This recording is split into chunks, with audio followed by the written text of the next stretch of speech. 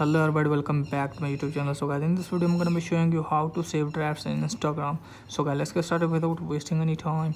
First of all guys, what you have to do is just simply open Instagram, and then what you have to do is just simply tap on your profile, then tap on plus icon here, and now you can see here is post. So just simply tap on this and you can select your video or your photo for your post. So now I'm going to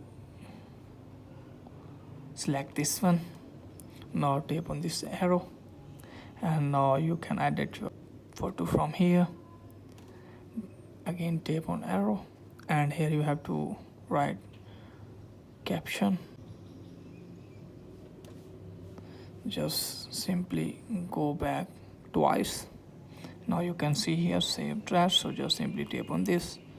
Now your post has been saved to drafts. So just simply go back and now you can see here, just simply tap on plus. Now you can see from here is your post. So that is the way guys you can easily save drafts in Instagram. So that's it guys for today video. If the video is helpful, please like the video and subscribe my channel. Thanks for watching.